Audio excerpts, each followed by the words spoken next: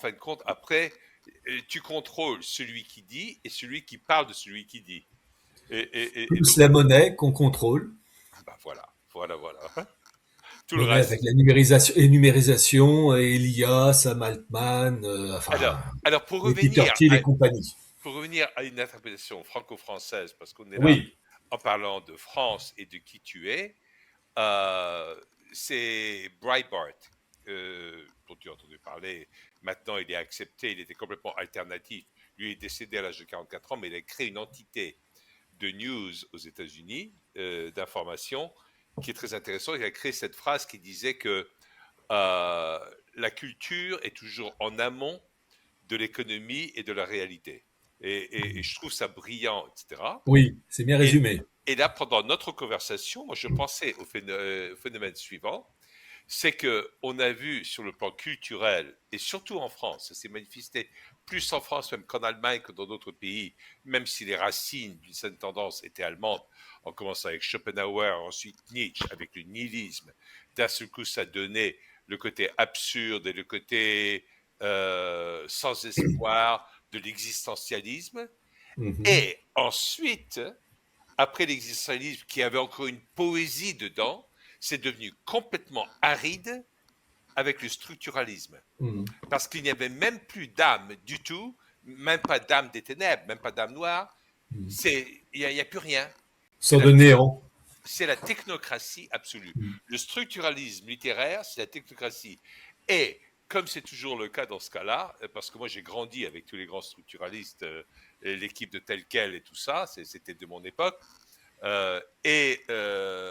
ce que eux ont fait, et parce que je t'écoutais et très attentivement tout à l'heure, c'est que eux ils se sont appelés structuralistes et c'est eux qui ont déstructuralisé toutes les références en France, en fin de compte. En plus, la France est un pays à détruire en priorité. Dans l'esprit de la Révolution, tout est à détruire, n'importe quel pays. Mais il y a, c'est pas par chauvinisme ou patriotisme que je dis ça, mais les ennemis de la Révélation s'attaquent à l'Église et à la France.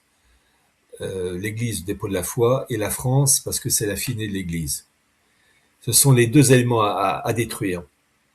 Il est intéressant de voir que la France est née d'un baptême, Clovis, mais un autre pays qui a été détruit avec la révolution bolchevique de 1917, c'est la Russie, qui Russie. elle aussi est née d'un baptême, Vladimir. Mhm. Et le baptême de Vladimir, c'était du côté de l'Ukraine, enfin la zone. C'était à Kiev, c'était dans le Dniepr, dans la rivière Voilà. qui passe par Kiev. Ouais. Et donc c'est intéressant de voir comme le, ces deux pays sont particuliers, sont nés d'un baptême.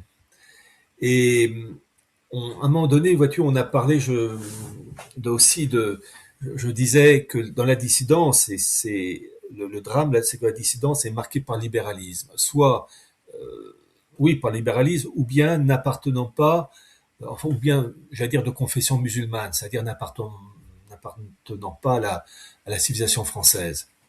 Parce que je rappelle que la civilisation française ou italienne, etc., la civilisation, oui, je veux préciser ça, c'est que être français, c'est être héritier d'une civilisation.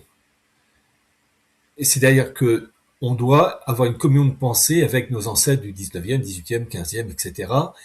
Ce qui fait que le français de cette époque est différent, des expressions différentes, etc. Mais une communion de pensée, on comprend le style de vie de nos ancêtres. Le, quand on lit Klotz, le révolutionnaire, il précise qu'il faut détruire la transmission, le classicisme, le catholicisme, etc., mais qu'il faut aussi faire venir des immigrés pour noyer. Mhm. Et il dit d'ailleurs que le mot France doit disparaître, c'est écrit en toutes lettres. Bon. Mhm. Et le drame, c'est que la dissidence, c'est soit une rupture dans la transmission des valeurs classiques, soit des personnes qui n'appartiennent même pas à la civilisation française ou espagnole ou italienne, mais qui appartiennent à des civilisations arabo-musulmanes, par exemple. C'est-à-dire pas la civilisation française. Et donc, le système, il réussit à détruire l'Europe, parce que ce qu'on voit en France, c'est pareil en Allemagne, c'est pareil dans tous les pays européens. Et c'est pourquoi, sauf miracle, l'Europe est appelée, enfin, Édom, pour être précis, si on veut reprendre le terme de la partie adverse, Édom doit être détruit. Détruit à la fois par la rupture de la transmission et détruit en faisant venir des populations n'appartenant pas à la civilisation européenne. Et on est en plein dans cette situation où le XXIe siècle, c'est soit le renouveau de l'Europe grâce à un miracle, soit sa fin façon Empire romain. Alors je ne vais pas parler, parce que je crois que ça serait fausser le débat. On parle trop souvent des leaders des pays, etc. Je ne vais pas parler de Poutine. Je ne vais pas parler de Trump. Parfois, dans certaines choses qu'ils disent, on pourrait les évoquer. Mais en Amérique, en ce moment, il y a un grand renouveau de la foi. Oui, j'ai vu ça. Et en France également, ça commence. En Russie, c'est sûr. Il y a même des mesures culturelles qui sont prises. Par exemple, il y a des positions très anti-LGBT, etc., qui sont prises. Que en Europe, la première réaction serait quel manque de tolérance, etc. Mais Le pour les classique. Russes, ils veulent pas que leurs enfants soient exposés à ça. C'est aussi simple que ça.